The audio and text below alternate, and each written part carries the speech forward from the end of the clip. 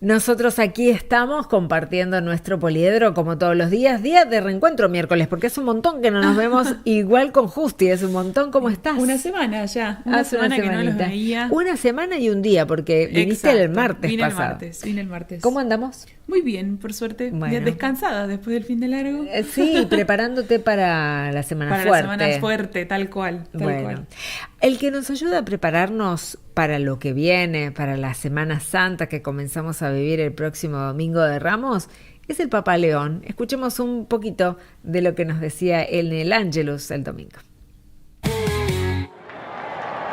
El quinto domingo de Cuaresma y a pocos días de iniciar la Semana Santa, el Papa León XIV invitó a su reflexión previa a la oración del Ángelus a encomendarnos a la Virgen María para que nos ayude a vivir estos días santos, con fe, con su confianza, con su fidelidad.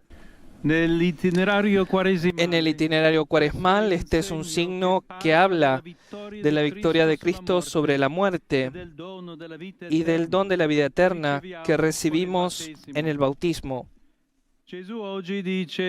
Hoy Jesús nos dice también a nosotros, al igual que a Marta, la hermana de Lázaro: yo soy la resurrección y la vida. El que cree en mí, aunque muera, vivirá. Y todo el que vive y cree en mí no morirá jamás. La liturgia nos invita así a revivir, a la luz de la inminente celebración de la Semana Santa, los acontecimientos de la pasión del Señor. La entrada en Jerusalén, la última cena, el juicio, la crucifixión, el entierro, para percibir su sentido más auténtico y abrirnos al don de la gracia que contienen. Precisó el Santo Padre que el relato de la resurrección de Lázaro nos invita a ponernos a la escucha de esa profunda necesidad y con la fuerza del Espíritu Santo liberar nuestros corazones de hábitos, condicionamientos y formas de pensar que, como grandes piedras, nos encierran en los sepulcros del egoísmo. Ahí está, gracias al Papa León que nos ayuda. Y bueno, es tiempo, ¿no? De decir lo que se debe decir antes de que empecemos juntos a transitar este camino de la Semana Santa. Lo hará el Papa en el Vaticano, lo haremos todos, en cada uno en su lugar. Claro. Yo siempre digo, por ahí es una cosa que todos se dan cuenta, pero a mí me asombra ver la cantidad de gente que nos congregamos el Domingo de Ramos. Sí. Es un domingo espectacular, especial. Mucha gente en el inicio de la Semana Santa, ¿no? Así es. Aunque por ahí durante el año hay decae cosas. la cuestión. Sí, complica, pero no. La Semana Santa se vive con intensidad y bueno, también lo valoramos como algo lindo que tenemos como comunidad. Es que es la fiesta más importante que tenemos los católicos, sí, ¿no? O sea, en la Navidad también a veces se llena de gente, pero la fiesta más importante de los católicos es la Pascua. Sí. Y la Pascua empieza ese caminito desde el Domingo de Ramos, ya con toda la preparación que tuvimos durante la Cuaresma. Claro que sí. Así que bueno, vos venís a ayudarnos un poco, a hacer este caminito de la Pascua. En realidad ustedes vienen a ayudarme a mí, porque gracias a este programa uno también como que se frena, ¿no? 5 minutitos a ver qué estuvo pasando en esta Cuaresma, qué es lo que estuvimos viviendo, cuál fue el camino que fuimos realizando. Entonces yo me ponía a pensar, este domingo en una de las misas, uno de los sacerdotes que dio la homilía me ayudó a eso. A ver, también. muy bien. A pensar también... ¿Querés darle el crédito? Damos el crédito. Yo soy de la parroquia San Benito. Sí. Y en la misa de Martín Bracht, del padre Martín Bracht, él nos ayudaba también a hacer este recorrido y yo dije, voy a hacer esto mismo. Bueno, vamos a hacerlo con la audiencia. Damos el crédito al padre. Muy bien, bueno, con él hacíamos este recorrido y yo me puse a pensar entonces cómo había sido el recorrido de mi Cuaresma a partir del Evangelio de cada domingo. Empezamos la Cuaresma el miércoles de cenizas. Sí. Miércoles de cenizas que nos dicen, con una cruz de cenizas en la frente, conviértete y cree en el Evangelio. Uh-huh. Y entonces empezamos este camino que mencionábamos en alguno de los programas de conversión, que es esto de vaciarnos todos de nosotros mismos, de nuestros egoísmos, de nuestros placeres, de nuestros lujos, para que ese espacio que vamos vaciando lo vaya llenando Jesús y lo vaya transformando a Él. Entonces, en el primer domingo de Cuaresma, teníamos el Evangelio de las tentaciones de Jesús. Jesús se va al desierto 40 días y allí el demonio lo tienta 3 veces y él en todas las veces tiene una respuesta para darle, para decirle, vos no tenés ningún poder sobre mí porque el único que tiene poder sobre mí es Dios, porque yo pertenezco a Dios. Claro. Entonces ahí Jesús en ese primer momento de la Cuaresma nos invitaba a reconocernos como Él es 100% humano, a reconocer a Jesús 100% humano y a reconocer en nuestra humanidad las debilidades propias de la humanidad, pero también la fortaleza de que como hijos de Dios podemos decir no a esas cuestiones que no nos ayudan a acercarnos más a Dios. Claro. Y además, al vaciarnos en este periodo de conversión, de conviértete y cree en el Evangelio, a convertir el corazón para que aquellas tentaciones no empiecen a moldear el corazón, sino que sea Jesús mismo el que lo moldee. Bien. Segundo domingo de Cuaresma. El Evangelio nos hablaba de Jesús yendo al monte ¿el monte Sinaí? No era el monte Sinaí. La Transfiguración. Ah, sí. No me acuerdo cómo se llama el monte. El monte Tabor. Ahí me soplan. El monte Tabor. Y lo lleva a Pedro, a Juan y a Santiago, que son los mismos que después en el Huerto de los Olivos se quedan dormidos cuando Jesús va a rezar con ellos. Pero con ellos 3 va allí y se revela en su 100% divinidad. Porque sabemos los católicos que Jesús era 100% humano y 100% divino. No era 50-50, 80-20, un poquito, no. Totalmente humano, totalmente divino. Bueno, y entonces él también nos empieza ahí en la transfiguración, nos abre los ojos a poder reconocer a Dios tal cual es, ¿no?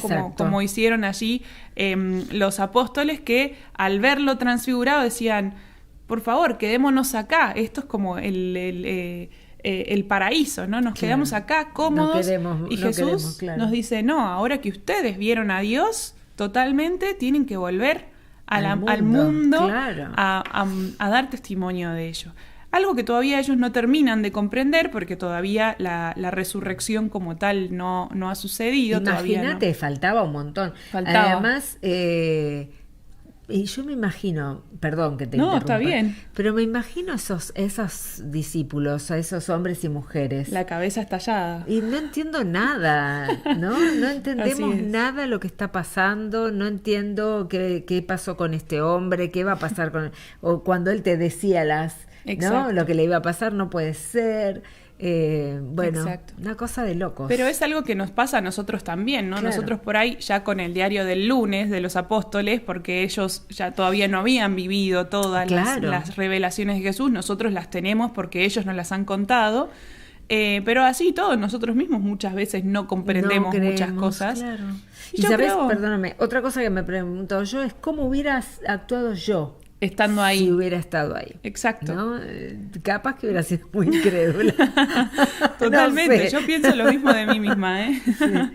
Pero bueno, también creo que Dios nos conoce muchísimo. Sí, creo que sí. También. Y también se va revelando de a poquito, ¿no? Y acá era una revelación que Jesús mismo sabía que los apóstoles no iban a terminar de comprender al 100% en esa transfiguración en el Monte Tabor. Pero sí que era necesaria para que en el final de la historia ellos comprendieran y pudieran dar testimonio como finalmente lo hicieron, ¿no? Cada uno dando la vida incluso por el anuncio de Jesús. Exacto. Y entonces ahí vemos en los primeros 2 domingos de Cuaresma esta invitación a convertirnos, a dejarnos transformar por Jesús, que es 100% humano en las tentaciones y 100% divino en la transfiguración. Y entonces pasamos a el tercer domingo de Cuaresma, donde tenemos la escena de la samaritana en el pozo de Jacob, que Jesús, cansado, se acerca al mediodía, un horario poco habitual para visitar el pozo, y allí estaba la samaritana, horario poco habitual para sacar agua del pozo, y él le dice, por favor, dame de beber que tengo sed. Y ella no puede creer, ¿cómo puede ser que un judío le pida a una samaritana que le dé de beber, sobre todo conociendo su historia, ¿no? Que ella iba en ese horario porque le daba vergüenza, porque había tenido varios maridos, porque había enviudado varias veces. Entonces, era como una persona que socialmente no tenía la mejor reputación. Claro. Y sin embargo, ahí estaba Jesús pidiéndole a ella, dándole la dignidad de que vos me podés dar agua a mí. ¿no? Sí. Más allá de que yo soy judío, vos sos samaritana, más allá de tu historia personal. Claro. Y entonces ahí ella le pregunta, ¿no? Habla de que cree en el Mesías. Y entonces él le dice, bueno, es con quien estás hablando. ¿Cómo puede ser eso? Dice ella. Entonces Jesús le dice que él sería quien da el agua viva. Uh-huh. Y el Evangelio termina diciendo que ella se anima entonces a salir a la sociedad, a contar hablar de aquel Jesús que conoció. Y el pueblo mismo, los demás samaritanos, le terminan diciendo, ahora no creemos porque vos nos contaras, ahora creemos porque lo vimos a Jesús, claro, y porque de verdad creemos que es el Salvador del mundo. Entonces acá hay algo que a mí me llamó la atención de estos últimos 3 domingos, es que empiezan como a revelarse los mismos signos que se revelan en el bautismo. Porque en este primer domingo hablamos del agua viva, esa agua que nos da la vida eterna y que nunca se agota, ¿no? Y que siempre que tengamos sed de Dios, uh-huh, vamos a ir ahí y el agua siempre va a estar y siempre va a estar en condiciones y potable, sí, y siempre nos va a saciar, porque una gota de esa agua nos da vida eterna. Exacto. Entonces también este tercer domingo, que ya habíamos hablado de los primeros 2 domingos de la conversión, ahora vamos viendo cómo esa conversión se va haciendo carne en nuestro corazón, claro, si dejamos que, como la samaritana, esta agua viva nos transforme también. Cuarto domingo de Cuaresma. El pasado. Sí. Claro, no el inmediatamente pasado, sino el anterior. El ciego de nacimiento. El ciego de nacimiento al que Jesús le pone barro en los ojos y le dice que a partir de ahora va a empezar a ver, y el ciego entonces empieza a anunciar. Claro. Y vamos también viendo como una transformación del ciego, ¿no? Esta persona vino, me puso barro y ahora veo, y después dice es un profeta, y después termina diciendo es el Mesías, es el Hijo de Dios quien viene a salvarnos. Entonces también habla de esto de cómo Jesús nos abre los ojos, cómo nos da luz a nuestra vida, claro, ¿no? Y ahí, segundo signo del bautismo, antes con la samaritana veíamos el agua, ahora claro, vemos la luz. Y con el ciego también aprendemos que el creer, la fe, también lleva un proceso. La fe es un regalo que nos da Dios, así como al samaritano le devolvió la vista y es un regalo eso.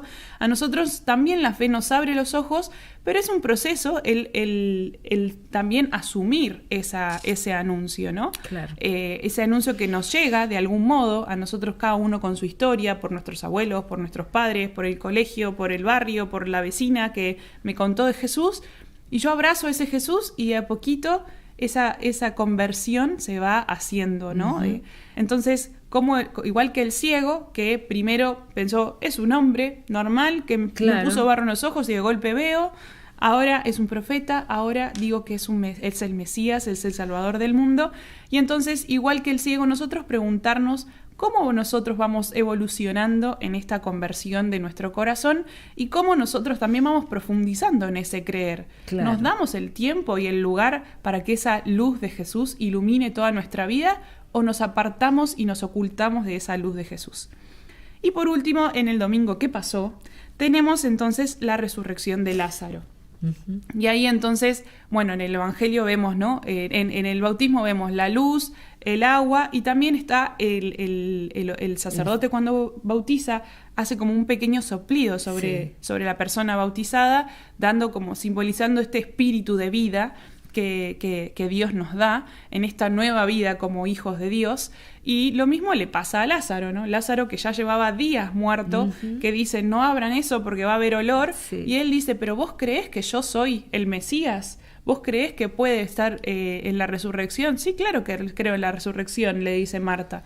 Y él le dice, yo soy la vida y la resurrección, quien viva por mí tendrá vida eterna, ¿no? Uh-huh. Entonces ahí resucita, y el sacerdote el domingo decía, mal dicho, resurrección, porque después de revivir a Lázaro, Lázaro vuelve a morir, porque claro, la resurrección es cuando venga el fin de los tiempos. Claro. Pero esta fue una resurrección puntual de ese momento, de que él estaba totalmente muerto y vuelve a vivir. Claro. Y ahí vemos también las emociones de Jesús, que llora por su amigo, que acompaña a la familia, que se siente mal por haber llegado tarde, pero al mismo tiempo que le da esa nueva vida a Lázaro, y que Lázaro, como su buen amigo, también debe haber aprovechado muy bien esa vida. Seguramente. Y a nosotros también, de algún modo, Jesús nos da esa nueva vida todo el tiempo. Nosotros estamos aprovechando esa vida.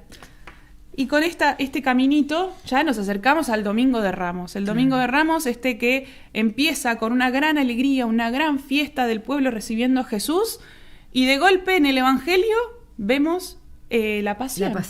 La pasión según San Juan, que bueno, ¿no? Donde a Jesús lo traicionan, Jesús se queda solo rezando en el huerto, a Jesús lo entrega uno de sus discípulos, Jesús que sufre, Jesús que tiene la corona de espinas, que es negado 3 veces, que es llevado por el Monte Calvario con la cruz a cuestas, que es clavado en la cruz y finalmente que muere en la cruz. Y ahí entonces es donde empieza la Pascua, este tiempo en donde también nosotros nos empezamos es un tiempo para que nosotros podamos pensar cómo pasa Jesús por mi vida. Exacto. Ese paso de la muerte a la vida, cómo Jesús pasa por mí y hace que todo lo que yo tengo en mi interior muerto por los egoísmos, por las peleas, porque no miro al de al lado, por mi egocentrismo. Todas esas cuestiones que por ahí están muertas en mí, cómo Jesús, si yo lo dejo pasar, las puede hacer volver a la vida.